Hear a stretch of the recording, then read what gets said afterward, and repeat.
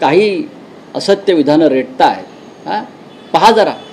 राऊत साहेब, मोर्चाची तारीख ठरली आहे, पण तुमचं जे नियोजन होईल मोर्चाचा मार्ग दोन्ही बाजूने काही पक्षांकडून काही नेत्यांची नेमणूक करण्यात आली आहे का, आणि त्यावर चर्चा किंवा त्यावरचा निर्णय कधी होईल? नक्की होईल। काल आम्ही मोर्चाची घोषणा केली एकत्र। आता आमच्याकडले काही प्रमुख लोक आणि मनसेचे काही प्रमुख लोक यांचे एकत्र बसून मोर्चाचा मार्ग असेल, मोर्चाची नक्की वेळ असेल, कोणाला आमंत्रित अजून आपण करू शकतो, कोणत्या भूमिका आपण व्यासपीठावर घ्यायच्या आहेत, पुढली दिशा काय असेल, या संदर्भात नक्की चर्चा होईल। नाही, पण मनसेचं म्हणणं आहे की गिरगाव चौपाटी ते आझाद मैदान असा मोर्चा असावा। तर शिवसेना उद्धव बाळासाहेब ठाकरेंची पक्षाची नेहमी एक भूमिका आलेली आहे, आंदोलनाची सुरुवात हुतात्मा चौकातून होते, त्याच्यामध्ये काही अडचणी असतात आणि आहेत। आम्ही त्याच्यावर आमच्या पक्षात चर्चा केलेली आहे। आम्ही चौपाटी हा सुद्धा पर्याय निवडला होता। परत सांगतो तुम्हाला, आता एकदा एकत्रित मोर्चा काढण्याचं ठरवल्यावर ती त्या संदर्भात दोघे मिळून आम्ही चर्चा करू।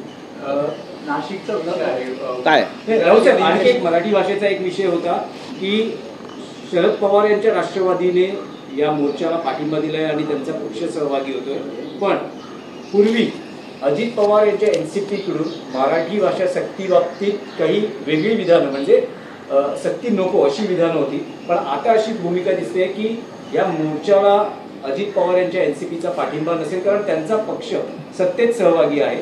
सत्तेत सहभागी असलेल्या पक्षानं जर सरकारविरोधी भूमिका घेतली तर त्याच्यामुळे वेगळे काही संकेत जाऊ शकतात। याचा अर्थ मराठीवरचा अन्याय राज्याचे उपमुख्यमंत्री, महाराष्ट्र राज्याचे उपमुख्यमंत्री जे नेहमी यशवंतराव चव्हाणांचा, फुले शाहू आंबेडकरांचा वारसा सांगतात, मराठी भाषा ही छत्रपती शिवाजी महाराजांची भाषा आहे। ज्या हजारो लाखो मावळ्यांनी हे स्वराज्य स्थापन केलं, ही त्यांची भाषा आहे।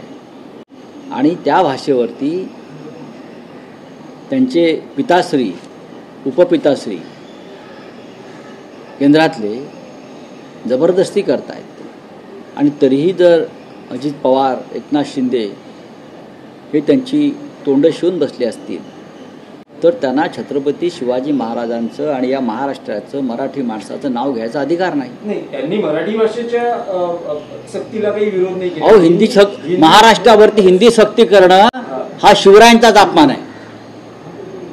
काय सांगतात मला अजितदादा पवार? अशा प्रकारे छत्रपती शिवाजी महाराजांच्या महाराष्ट्रावर हिंदी लादणं हा अपमान आहे महाराष्ट्राच्या शिवरायांचा। हे त्यांना मान्य आहे की नाही सांगावं त्यांनी। सर, मुंबईतील एलकोटी जनतेने जर उत्तर भारतीयाला मदत केली तर याचा पुढचा मामला उत्तर भारत असेल, असे उत्तर भारतीय विकासाचे सुनील शुक्ला यांनी म्हटलं। नाही, मला माहिती बोलिये।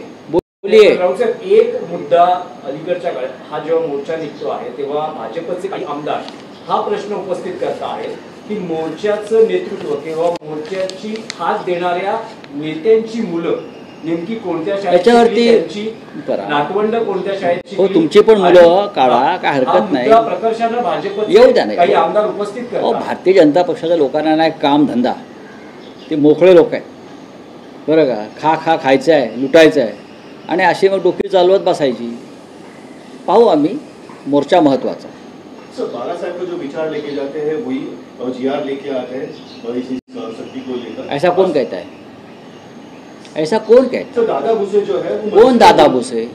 दादा भूसे को क्या मालूम है? देखिए, वो जो जीआर है ये देवेंद्र फडणवीस का जीआर है, इसलिए तो कल उसकी हम होली करने वाले हैं ना। ये लोग पगला गए, दादा भूसे हो, राज्य के मुख्यमंत्री हो, डिप्टी सीएम हो, ये केंद्र ने थोपा हुआ निर्णय है, ये राज्य सरकार का निर्णय नहीं है। ये जो राष्ट्रीय शिक्षा धोरण है, पॉलिसी है, ये मोदी और शाह की देन है पूरे देश को, और हम सब राज्य उनके खिलाफ खड़े हैं। महाराष्ट्र में हिंदी थोपने का निर्णय है, जो जीआर है, वो मुख्यमंत्री देवेंद्र फडणवीस के आदेश से निकला है ना, उसमें हमारा क्या संबंध है?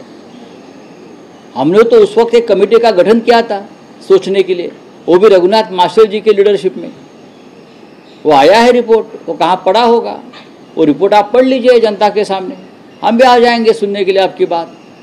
चलिए सीजे का एक स्पीच आया है, उन्होंने कहा है कि न्याय जो है लोग जनता के हित में आना चाहिए, तो लेकिन आज की तारीख में उसे कहीं कोई आतंकवादी हित की तरह देखा जा रहा है। किस तरीके से देखते हैं? आतंकवादी गलत हित से यूज किया जा रहा है। गलत हित से यूज तो न्याय व्यवस्था को यूज किया जाता है, खास करके 10 साल में हो गया है। ये चीफ जस्टिस साहब को मालूम होना चाहिए। जिस तरह से शिवसेना, बाला साहब ठाकरे की ओरिजिनल शिवसेना, शरद पवार साहब की राष्ट्रवादी कांग्रेस पार्टी, दोनों के ऊपर जिस तरह से न्यायालय ने भी अन्याय किया है, सुप्रीम कोर्ट ने अन्याय किया है, चुनाव आयोग ने अन्याय किया है, और सब लोग चुप बैठे हैं।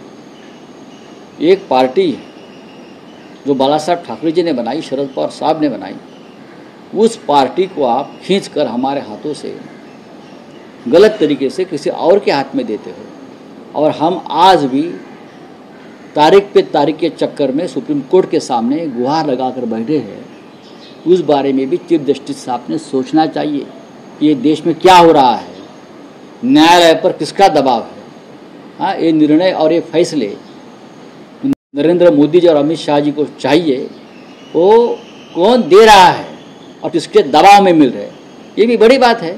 शिक्षक का बयान आना, आपको लगता है कि सीजे साहब उम्मीद कर सकते हो कि आपको इंसाफ मिलेगा? देखिए, हम इंसाफ की गुहार लगाई, लेकिन अब तक सुनवाई नहीं हुई। जब स्वतंत्र रूप से